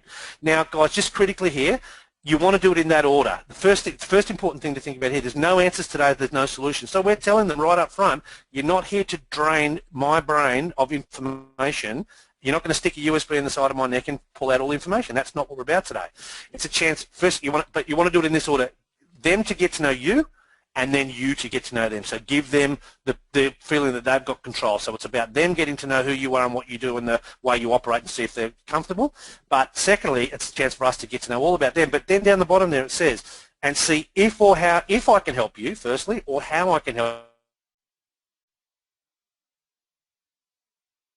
Isn't now. So what we've just done, we've changed the position. This isn't about whether they get to choose us as a financial planner. This is now about whether we choose to take them on as a client. And we've just changed the positioning as well. Does that sound like a plan? So you notice I'm checking in all the time and I'm getting them to say yes to me all the time. Yeah, that sounds like a plan. Yes, that sounds good. Yeah, thank you for that. Blah, blah, blah. So I'm getting them all the time. Does that sound good? I'm asking them to acknowledge on a regular basis. All right, guys. So again, do me a favour. I'll give you 20 seconds. What are you doing that's working? What are you doing differently to the way I'm doing it? Just jot in a few notes there, and I'd love you to sort of walk through, think about how you transition from the rapport box to the agenda box. Just taking 20 seconds to do that. And I know a couple of newbies on the line, Amanda in particular, might not be 100% up with what we're doing here now, but just take in as much as you can, and we'll talk about this on our SHRP session. But the rest of you guys should know where we're at and how this fits into the 9-box framework. Okay, great. If you don't finish it now, you can finish that off later. So I'm conscious of time. All right. No, don't want that one. I actually want decision question. All right, what's next? So we've got to talk. We want to make sure that they know that today is about decisions. This isn't about information. This isn't about you doing work. This isn't about them coming in, getting information and going home. Today's about a decision question. So we've just gone, and then what we've done on the previous box, then we've just gone through the agenda, guys. So you've all got the agenda there. So today's what we call a meet and greet, blah, blah, blah. So we'll sit down, relax, have a coffee, tea, and a glass of water, initial introduction, which we've kind of already done. We'll get you to go back and tell us a little about yourself, your family, your business, your dreams, your goals, where you're heading, what excites you. At some point today, I'm going to ask you what utopia looks like for you. But I've got a really interesting exercise here. If we had a magic wand and I could do anything you'd like us to do, it's going to be a really great exercise. But what that'll do is help us to identify any areas or issues we can address. If you're happy, you want me to keep going, I'll go through our corporate profile, who we are, how we operate, the service we provide, what you can expect from us. I'll talk about our fees, costs, and the scope of work to be provided, blah, blah, blah, blah, blah. And then if and only if I feel that we can add some value and I think we can have a relationship together, I'll invite you to become a client of Southern Financial Strategies. Got a line here. If you're happy and want me to keep going, we'll sign a service agreement and authority to proceed, and then we'll make a tentative booking for our next meeting, which is what we call a fact find. Okay. So today is more about big picture, and then if you decide it's a good idea that we work together and we decide to take you on as a client, then we'll get together again and we'll get into the detail. We'll go into the nitty-gritty and go into the numbers. Does that sound like a plan to you? And they say yeah. Then we move into the next box. Okay. So we sit back. So we're now in the decision question. Okay, so great, guys. Just before I go too far, there's a question I ask every client before we start, and I'd love to ask you that very same question right now if it's okay with you. So the question is, of all the financial planners out there, because there's lots and lots of different financial planners in this area, lots of people who do the similar sort of work that I do, I'd love to know why me. Why is it that you decided to choose me and to get this sorted and get advice and talk to me about your financial situation? So the first part of the question is why me? The second part of it is why now? What's made you decide that now is the time that you need to fix this or get this sorted or tidy this up, whatever it happens to be, and get this all done once for all? So the question I've got for you is why me and why now? And then you're going to zip your mouth and let them tell you why they're going to choose you and all the reasons why they're going to do something about it now.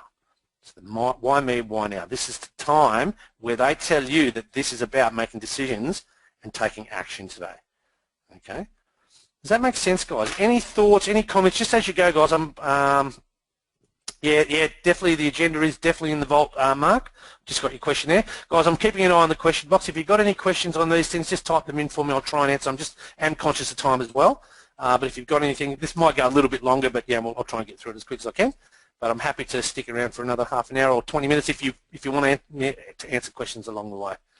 Yeah, so guys, jot that in there. So the decision question really important. They're going to tell you all the reasons they want to work with you and all the reasons they want to work with you now. Okay, and that gets rid of the, oh, I'll see what happens. I hope this pans out. Maybe I'll do something about it. Maybe I won't. Okay, so again, take the time just to jot some notes so you can do that after the session as well. Right, then we're going to move into Relationship Mountain.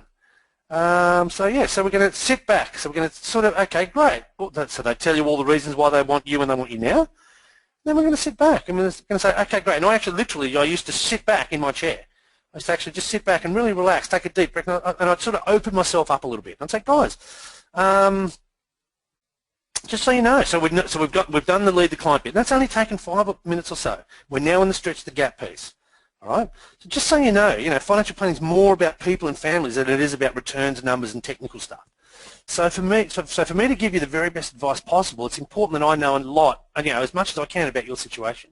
So talk to me, guys. Let's take a few steps back. Tell me about yourself, your background, your history, your family, your kids, your grandkids. When you guys met, how long you lived in Australia. I love hearing people's stories, or I love hearing business stories. Who'd like to start? And then what you're going to do, you're going to say, okay, great, thanks for volunteering. Insert person with most confidence. So it's usually dad, not always, but if normally in a couple or in two businesses, there's one that's a little bit more out there than others. You want to get that person to start, because what that does, that takes the pressure off the person with less confidence. Okay, great, John. Well, it's great, Fred. Thanks for volunteering. And he's going to start, and I'll make it, and it's a bit of a joke, and she'll feel comfortable, and he'll feel, oh damn, God, you got me again. Just a bit of a joke, and we're just building a bit of rapport. Okay, so really, really good. Susan's asked, because my accountant said to.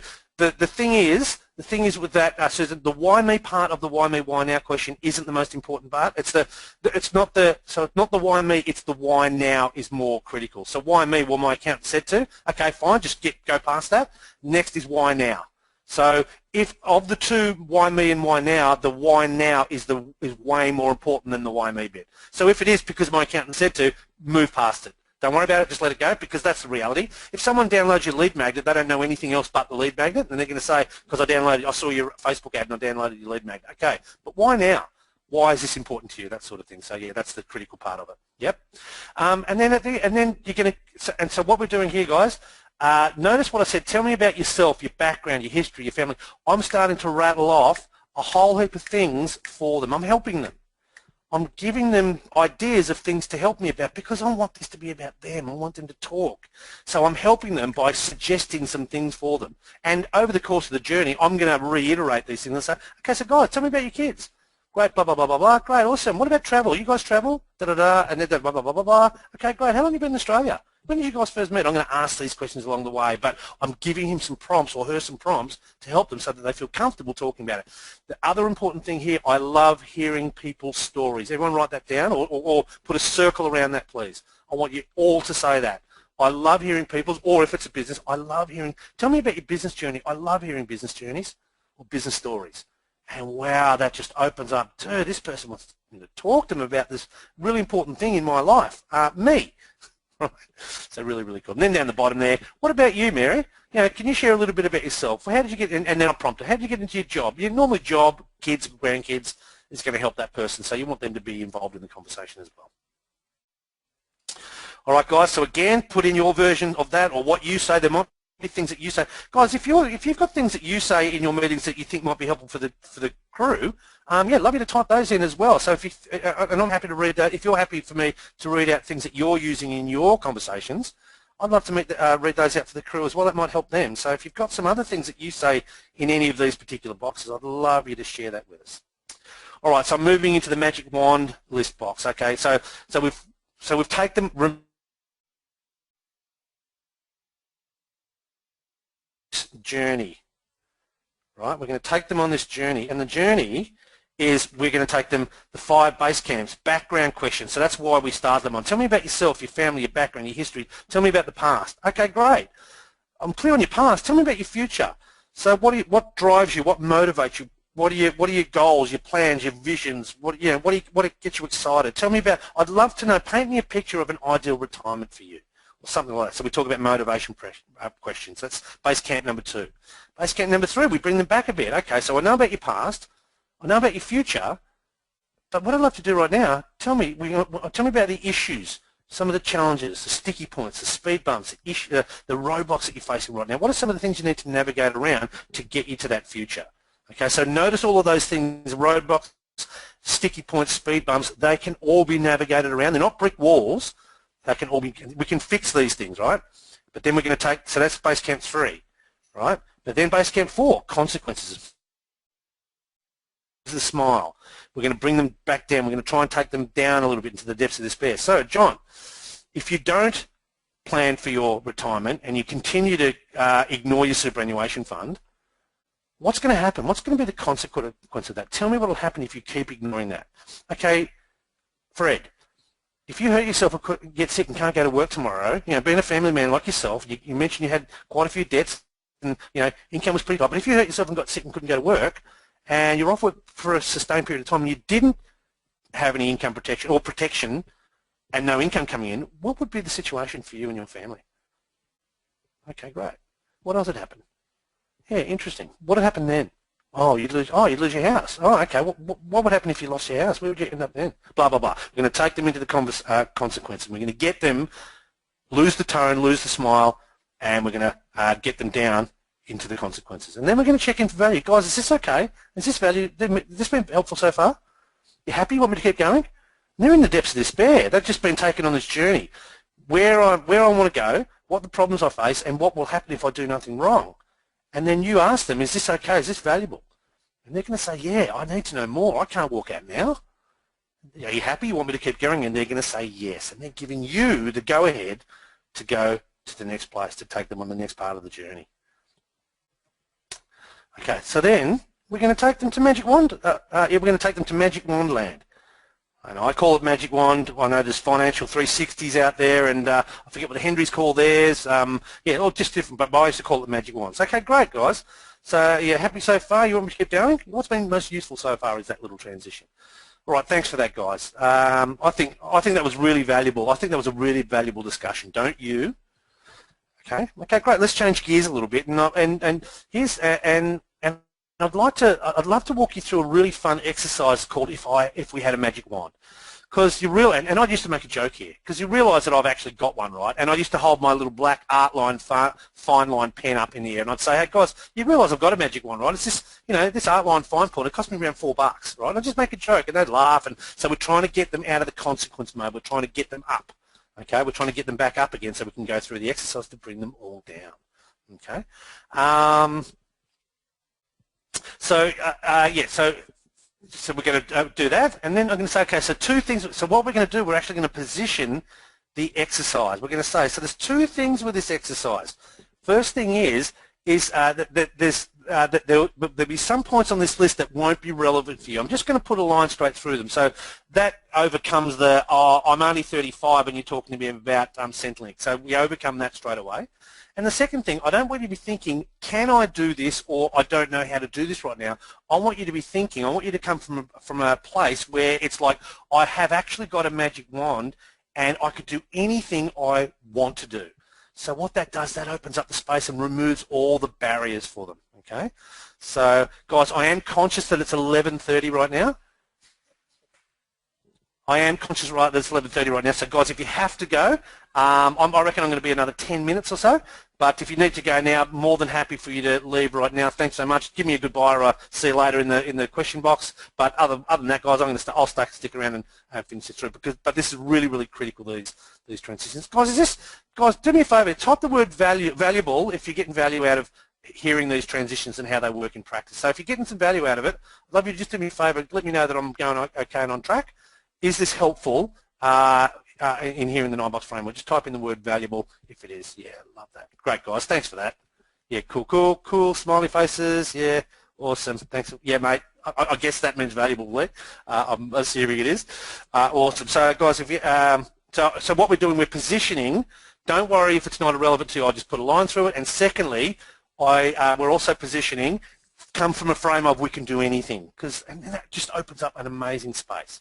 Okay, does that make sense? And I say, okay, so, and then the transition into it is, so guys, if we had a magic wand and I could do anything I wanted to, I would like to, and then we just commence walking through the questions in the magic wand list. Okay, the magic wand list, again, is obviously it's in the vault as well, and yeah, so we're just going to walk through the questions one by one, and you're going to, there's some times in there when you're are going to install that invisible influence that we talked about. But you're just going to effectively go through one by one by one. There's about 15 or 20 questions in there, and what you're going to find out of 20 questions, they're going to tick probably 16 to 18 of those questions seriously. They're going to tick 16 or 18 things. They came in for some life insurance, but by walking through the magic wand list, they're going to tick 15, 16, 17 of those 20 things easy. Okay, that's going to open up a whole heap of space for you to write more business than just the life insurance policy that they came in for. But you got the transition there, right? Okay, that's what we're on about today. transition, so magic wand list. Okay, so we've done the magic wand list. Then what we're going to do? Then we go into box number 6. We're going to, this is where we're going to pause. So at the end of it, so what happens is we go through the magic wand list. We get tick, tick, tick. Oh, not relevant, not relevant. Oh, don't worry about that. Tick, tick, tick, tick, tick. Not relevant. Tick, tick, tick. Heaps of things. Big ticks we do. And then we're going to pause and we're going to validate. And we're going to say something like, and this is what I used to say. I say, this is a really important box, guys, by the way. So you can see this box here where we pause, stretch, rub their nose in it, repeat the consequence, summarize what we've talked about, get agreement that you're on track, check in for value again. Okay, this is probably the most critical box because this is the transition from leading the client and stretching the gap into you getting hired. So we've got to get this right. Really important. Okay, so I'd say this, and this is me role playing. Okay, and I pause. It's amazing. You know, the amount of times that I've walked my clients through this exercise, virtually all of them sit there like you are right now, because what we do at the end of the magic wand list, guys, we shove the thing in front of them and leave it there and just step up or lean back in your chair and move out of the way and let them wallow in their own nightmare, okay, because they've ticked all of these boxes that they just didn't even realize they needed to do. So at the end of it, you're going to tick it. You're going to go through all the ticks with them, and they're going to sit there and stare, and you're going to push it in front of them right under their nose, and you're going to move back in your chair, and you're going to get out of the way. You're just going to let them wallow in it. Just give them 10 seconds or so. It's amazing. The amount of times I walk my clients through this exercise, virtually all of them sit there with their jaw open just like you are, because they do. They sit there like, holy crap, you know, staring at that list like you are now. I'm so glad we went through that exercise. Look at all the areas that we've just uncovered. But here's the thing. I don't really have a magic wand, guys. The reality is this is just 20 years of my experience asking people what they want to do with their money, and this is the answers that people have given me over that 20-year period, so I've built my business around the things that people want. Really important line there. This is 8 years, 12 years, 15 years. For me, 20 years of experience, but when it was 15, it was 15. But this is just 15 years of my experience asking people what they want to do with their money. I've taken those things over the years, and I've built my business around the things that people want with their money. Okay, really important. That's like, holy crap, you do all this stuff. This is what you do. All the stuff that I've just said that I want, this is what you do in your business. Dude, this is great. I've found the place. I've hit the X. I've found the X marks the spot on the treasure map. I've found the place that does all the things that I want because they've just said exactly that. Okay, guys, so what I want to do, just let me repeat back what I've heard so far. So then what I'm going to do, I'm just going to do what we call, I'm going to do a super summary. So I'm going to summarize. So you said you want this and you're looking for that and this is in the way and you want ABC, X, Y, Z, and 1, 2, 3, and you tried this and that and the other and da-da-da, and that hasn't worked and you're in this position because of blah, blah, blah, blah, blah. Does that sound about right? Does that make sense? And we talked about the consequences are. So you're nowhere near where you thought you'd be financially. You thought you'd be retiring in 3 years' time, but that sounds like a pipe dream. And you've got some insurance, but you're not exactly sure what you've got. And it seems like it's all over the shop, and it seems like you're paying a fortune. That sounds about what we talked about. So we consequence overview, and we get them to say, yeah, that sounds about right. So because we know that we're on track. So we do that, and then you're going to say, guys, is this helping so far, Fred and Mary? Because we've drawn them back into depths of despair again. So you see the journey we're taking them on, but then that's when you're going to ask them, is this helping so far, Fred and Mary? What's been most helpful so far? And they're going to tell you, this has been great. No one's ever asked these questions before. This has been really, really, really good. I've enjoyed this. And even though they're in the depths of despair, when they're in the depths of despair, you're going to ask them what's been useful, and they're going to tell you. Okay? All right. And then you're going to pause, and you're going to sort of sit back up in your chair, and you're going to say, okay, right, guys, I'm happy. Guys, are you happy? You want me to keep going? And they're going to say yes. And you're going to say, okay, I'm clear. I know exactly what you need to do, guys. I'm clear on this. I'm really, really comfortable that I can help, and I know that I can add value in this. I'm also really happy with the conversation we've had so far today. I've enjoyed this meeting. You know, have you enjoyed it so far, guys? It's been fun, right? So we're going to ask them, have they enjoyed the meeting? Even though we've been on an emotional journey, ups and downs, happy, sad, ebbs, flows, dreams, goals, objectives, consequences, drama, we're going to say this has been fun. So I make sure that I add fun points through the meeting because I know at this point here I'm going to say, guys, have you enjoyed the meeting? It's been fun, right? And I know my meetings are fun. And I say, it's been fun. They say, yeah, even though it's been really bad at some points, they can say, yeah, I had some fun. It's been great. Right? You see what I'm doing? I'm getting them to positively acknowledge it. Okay, guys, I'm crystal clear about what you need to do, what's involved, how much time it's going to take, and the value that I can add. Just going to go to the next one, the continued, is it? Yep. Yeah, I'm going to go. So I'm really crystal clear on all of those things. But the thing is, here's the thing.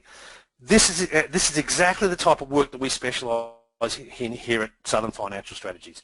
You know, we work with clients every single day, just like you. Every day we work with people just like you with helping with these problems exactly like this. You know, it's important line here, guys. It's completely in line with what we do. We've helped lots and lots of other clients just like you with these sort of objectives. We enjoy this type of work and we're good at it. Can you notice the power in that, guys? How do you think they're feeling right now? How do you think they're feeling right now? How do you think they're feeling right now at this point? They've found, we're here. I need this person. All the stuff that I've said, he's got a fix for. He can help me with this. And they do this all the time with people just like me, and they're really, really good at it. And I actually love this sort of work. I hate this stuff. That's why I'm in this predicament. They're feeling like they're in utopia. They've just found the X marks the spot, the pot of gold. But here's, okay, but now we stop. See, this is the point normally, guys, where we'd start blurting out answers for them. We'd start blurting out stuff. But what we're going to do, we're not going to do that at all. We're going to now take back control because we're at the end of box number 6, and we're going to move into the getting hired piece before we give them anything. Think about it, guys. I just want you to write a type of yes or no in here. Comfortable, relaxed, comfortable. Please tell me how much. Yeah, I'm scared. They're desperate. Exactly right. They want to know, and that's what we're going to do. Exactly, and we're going to give them comfort in that in a second. Guys, type me in a yes or no. Has there been anything technical, any strategy, any numbers, any rules, any legislation, anything of any technical nature whatsoever so far? Or has this been simply a relationship building exercise thus far, where they're desperate for what we've got? No, zero, none, not at all. Amazing, relationship only. Yeah, exactly right. This is incredible. You know what? It is incredible when you do it and do it well. That's why I'm teaching you guys. So I love you all so much. All right? Okay, but now we're going to transition. But here's the thing. At the moment, I know a lot about you, but you don't know much about me. So if it's okay with you, so instead of running off and starting to tell them what they should do, we're going to now say, we're going to get hired before we do any of that. But at the moment, I know a lot about you, but you don't know much about me. So if it's okay with you, I'd love to run you through what we call our corporate profile and our client care package options. And remember, guys, we position this right at the start in the agenda. Okay? Our corporate profile and our client care package options. Basically, who we are, how we operate, the services we provide, what you can expect in our fee structure in detail. They're the magic pills, guys. This is the point where we dispense the magic pills. People will not proceed with you on high-end fees until they are clear who you are, how you operate, the service you provide, what you can they can expect from you in your fee structure in detail. Okay, so fee structure in detail. Because we've had such a really good chat today, guys, I'm clear on what needs to be done. I know exactly what's involved. I know, what sort of time it might take me, and I'm really certain that I can help. Okay, so I'll be able to walk you through at the end of this session exactly what I think the fees will be. Is that okay with you? And what are they going to say? You notice when I've asked you this a lot. And I say to you, and what are they going to say? You know the answer, don't you? They're just going to say, yes, this has been great. Is that okay with you? Yeah, now I want to know about you. Tell me who you are and how you operate, the service you provide, what you can expect in our fee structure in detail, and your fee structure in detail. Because that's exactly what I want. Okay? Pause and validate, we did. Okay, right, so then we go into the corporate profile. And all you use, guys, just use the corporate profile tool. Right, and we're just going to walk our way through that, and that's a session for another day. All right, but if you, I think in the How to Get Hired Like a Pro, we walk through the corporate profile. So that's the place if you want to learn that now. But I'll actually do that on another session as well. But here's the other important box, guys. This is the transition into the fees. So we're about 2/3 of the way right through the corporate profile. We talked about who we are, how we operate, the service we provide, what they can expect, our 5-step process, whatever your process is, and then we're going to talk about fees. Okay, so we're going to say something like, so I used to say at the end of that point there, I'd say, guys, is this making sense so far? Any questions? And I know there's no questions. There never is, because I've been answering the questions along the way. Because remember, we're talking about answering questions, overcoming overcoming objections and squashing other alternatives like a bug. You think about what we're doing in this process, we're doing exactly that. Now, so guys, this makes stuff. Any questions? Okay, the only thing we haven't covered yet is our fees. And that's just the easy way that I transition. Or I'd say something else. Okay, guys, what else have we covered? Oh, right, fees, of course, fees. I know it's coming on the next page, but it's just an easy way for me to transition to fees. Or the other thing I used to make a joke about, you've heard me say, I'd make a joke about it right now because we're just about to talk about our fees, right? And I want to get them to do something. So I just say, I used to clap my hands together and sort of rub my hands together and say, righto, guys, okay. I'd make a joke out of it. Guys, okay, what am I going to charge here? What should I be charging for you right now? And what had happened is, it's amazing, every time I did that, they'd kind of laugh because they've got my personality by now, but they'd have a laugh. But what I'm doing is I'm putting a smile on their face just before I launch into my fees. Okay, right, like, okay, guys, let's do, okay, right, what should I charge? I just used to make a joke. That's the one I used to do mostly because they always laughed when I did that. And when they, and the good thing about that is that they were smiling as I launched into my fees. And then I launched into my fees, I lost my smile, my voice got slower and my tone got deeper. And if you could see me right now, I would be staring straight down the barrel at him, and I'd launch into the fee conversation. You know the one. Here at Southern Financial Strategy, we charge for our time, experience and expertise in 3 distinct ways. The first way is the strategy preparation. That's the advice, blah, blah, blah, blah, blah. The second way is the strategy implementation. That's the setup. If you're happy with the advice that we provide, you can ask us to set it up for you. And then the third thing is the ongoing review and update, and that's what we call our care and maintenance programs. Let me walk you through that now. And then we launch into the fees using the fees in the corporate profile. So see how we've got a couple of different options there.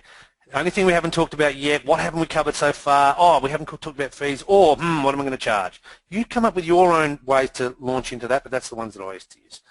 And then just the last one, it's just the logistics, and we'll finish this off here, guys. It's just the logistics.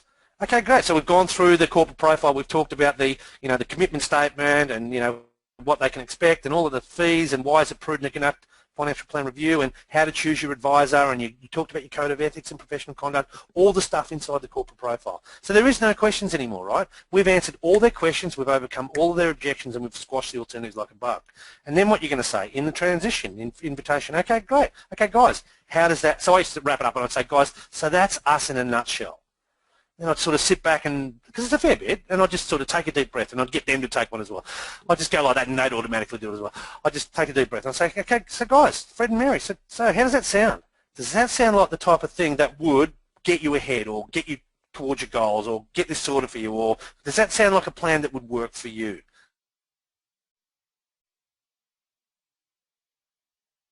Explain clearly so far. And you know what, they sit, and I just go quiet, and I let them sit, and they sit back, and they try and think, and you know what, I see them desperately trying to think of a question. But the reality is, because our corporate profile is so good, there is no question, because we've already answered the questions for them. Okay, and I say, guys, is there anything I haven't explained? Have I missed anything out? And they say no, and I say, surely, there must be some questions, surely there must be something, I can't have explained it that well. And they say, well, no, actually, Steve, you've explained this really, really well, I can't actually think of any questions. This is really great. That's the reaction I've got every time without fail. And then I'd say, and I'd have all the paperwork ready in my kit, and I'd just drag it over from the other side of the desk and say, okay, guys, great. If there's no questions, let's do some paperwork. And I'd just get the paperwork out, and I'd start doing some paperwork, get the applications going. Okay, but what I want you to get here is that we've answered all the questions. We've overcome all their objections, and we've squashed the alternatives like a bug. And we've also removed the limiting beliefs about you. We've removed the limiting beliefs about your business, and we've removed the limiting beliefs about them in our 9-box framework. And we've got ourselves hired. And at the end, there's no questions. And you know what? They just say, yeah, okay, let's do some paperwork. I'm happy and comfortable with the fees. I'll talk to you about that later. Okay, and guys, and that's kind of what it looks like when you look at it. All right, guys, sorry I've gone over a little bit there, but I think it's really valuable. I hope you've got some really good value out of that. I was going to ask you a question now, but I won't do it because of time. But what I will do, guys, what I'm going to ask you to do, I'm going to ask this question in the Facebook page. So I'd love to know what you got out of today's session. I'm just going to find the right slide. Firstly, I want to make sure that you get it. So hopefully you guys get it. And I'm going to ask you, in the Facebook page, what were your takeaways. What did you learn? What did you notice? What did you want to share? So I'd love you to participate in there, and let's build a bit of a list of things that we learned out of today's session. Okay, guys, just quickly on next week, next session, I've got an awesome session. We're gonna next time we get together, basically, it's a brand new month, right? And it's October, and October is delivery month. All right, so we're moving out of conversion. And we're moving into delivery. And I want to talk to you about something that I've been working on behind the scenes here at Blackwing for a little while now. I've been talking to some financial planners who are feeling overwhelmed, too much to do, and not enough time to do it. And in fact, you're spending more and more time at the office and in front of your computer screen and in a pile of paperwork and admin, and then you are in front of clients or with your family. Okay, so it's about productivity. That's where we're heading, okay? So I've had so many financial planners saying to me, oh man, if I could just find one extra, if I had just one extra day to get stuff done, it'd be so helpful. And, I'm not a magician. I told you that just a minute ago. But what I've come up with, I reckon I can find you an extra 10 hours a week, okay? So I've created the Add 10 Advantage workshop for next time we get together. I'm going to show you how you can find 10 extra hours per week and that you can decide what to do with it.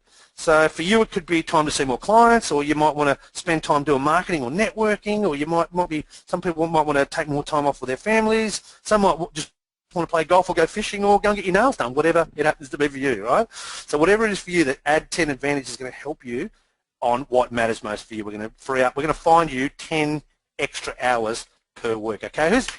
You excited about that, guys? Dudes, I am. Really can't wait to show you that. Guys, I've loved today's session. Sorry I've gone over. But again, always, guys, I say 90 minutes, but in my head sometimes it's 2 hours. And this was a big session today, and I think it was pretty important. So make sure we get involved in the Facebook community, as I said. Comment on LinkedIn. And, guys, I just want to thank you all so much. Hope you've had a ball. I've had a ball. Yeah. Take or get 10 more would be nice, says Lee. Absolutely, greatly appreciated, says Amanda. Amanda, that was the first timer. How was it for you? How was the experience for you? I hope you got some value out of it, and I'm going to talk to you personally really soon. Okay, guys, take care, everyone. Yeah, have a great, awesome weekend. We'll go the Cats. Come on, go the Cats and go the Swans for me. And, yeah, take good care, everyone. Have an awesome weekend. We'll talk to you real soon.